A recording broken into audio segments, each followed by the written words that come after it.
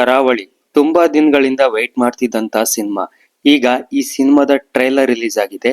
ಅದೇನು ಅನ್ನಿಸ್ತು ಅಂತ ನೋಡ್ಕೊಂಬರೋಣ.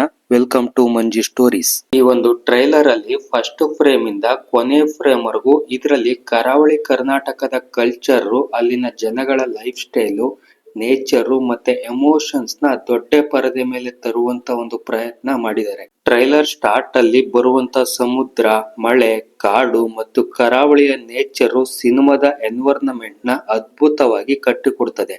ಪ್ರತಿ ಫ್ರೇಮು ಕೂಡ ನ್ಯಾಚುರಲ್ ಆಗಿ ಬಂದಿದೆ ಅಂತ ಅನ್ನಿಸ್ತಿದೆ. ಪ್ರಜ್ವಲ್ ದೇವರಾಜ್ ಅವರ ಲುಕ್ ಈ ಸಿನಿಮಾದಲ್ಲಿ ದೊಡ್ಡ ಹೈಲೈಟ್ ಗಳಲ್ಲಿ ಒಂದು.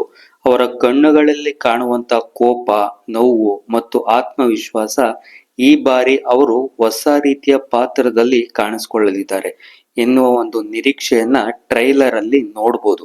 ರಾಜ್ ಬಿ ಶೆಟ್ಟಿ ಅವರ ಎಂಟ್ರಿ ಟ್ರೈಲರ್ ಅಲ್ಲಿ ಇನ್ನೊಂದು ಹೈಲೈಟ್.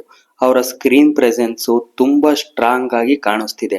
ಅವರ ಕಾಣಿಸ್ಕೊಂಡಿರೋದು ಸ್ವಲ್ಪ ಸೀನ್ ಆದ್ರೂ ಕೂಡ ಅವರ ಪಾತ್ರದಲ್ಲಿ ತೂಕ ಜಾಸ್ತಿ ಇದೆ ಅಂತ ಅನ್ನಿಸ್ತಿದೆ. ಈ ಒಂದು ಟ್ರೈಲರ್ ಅಲ್ಲಿ ಅನ್ನೆಸೆಸರಿ ಡೈಲಾಗ್ ನ ಕಮ್ಮಿ ಮಾಡಿದ್ದಾರೆ. ಮೂಲ ಕತೆ ಮೇಲೆ ಫೋಕಸ್ ನ ಜಾಸ್ತಿ ಮಾಡಿದ್ದಾರೆ ಅಂತ ಅನ್ನಿಸ್ತಿದೆ. ಪ್ರತಿ ಸೀನ್ಗಳಲ್ಲೂ ಒಂದೊಂದು ಪ್ರಶ್ನೆ ಹುಟ್ಕೊಳ್ಳುತ್ತೆ. ನಿಜವಾದ ಶತ್ರು ಯಾರು? ಮನುಷ್ಯನ, ಅಧಿಕಾರಿನ ಅಥವಾ ನೇಚರ್ ವಿರುದ್ಧ ನಡೆಯುವಂತ ಹೋರಾಟನ ಅನ್ನೋ ಒಂದು ಕ್ಯೂರಿಯಾಸಿಟಿ ಈ ಟ್ರೈಲರ್ ಅಲ್ಲಿ ಪಾಸಿಟಿವ್ ಅಂತ ಅನ್ನಿಸ್ತು.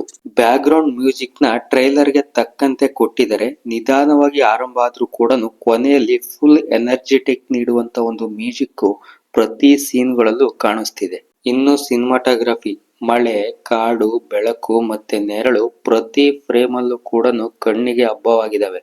ಈ ಸಿನಿಮಾನ ಥಿಯೇಟರ್ ಅಲ್ಲಿ ನೋಡ್ಬೇಕು ಅನ್ನೋ ಕ್ಯೂರಿಯಾಸಿಟಿ ಟ್ರೈಲರ್ ಅಲ್ಲಂತೂ ಕಾಣಿಸ್ತಿದೆ.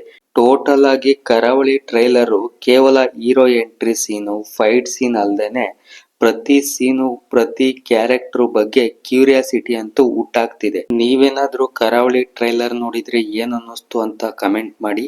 ಹಾಗೆ ರಿವ್ಯೂ ಇಷ್ಟ ಆದ್ರೆ ಸಬ್ಸ್ಕ್ರೈಬ್ ಮಾಡ್ಕೊಂಡು ಸಪೋರ್ಟ್ ಮಾಡಿ.